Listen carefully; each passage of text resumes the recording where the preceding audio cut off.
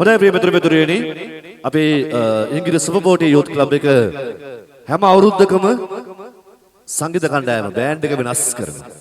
ඔන්නේ වෙනස මේ අවුරුද්දේ කරලා තිබෙනවා.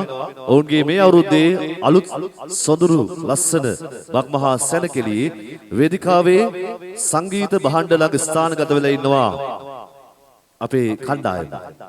විදුලි ඕගනය ළඟ, ලීඩ් ගිටාරය ළඟ, ඩ්‍රම්ස් වාද ශිල්පියා, ඔක්ටපෑඩය, බේස් ගිටාරය, රිදම් ගිටාරය. රයිට්.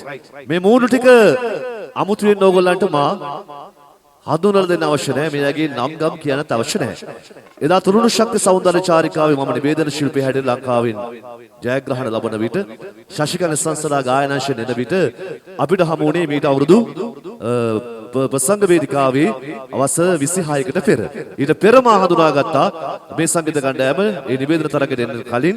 ඒ නිසාවෙන් මේ ආදරණීය ශිල්පීන් මේ ශේෂ්ත්‍රය තුල දශක 4ක ආසන්න කාලයක් සංගීත කලාලෝකයේ ඔබට හමු වුණු තරු බවට පත් වී හමාරයි.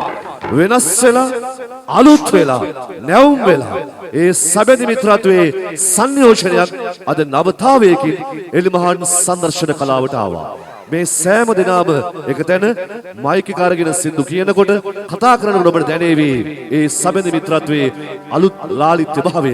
ගහමුදා පළසනාදයක් වෙන එදා සැබෑ වෙනස ඇති කළ වර්තමානයේ ආදරණීය වාදක බඩුල්ල සකුරා ලෙජන්ඩ්ස් වාදක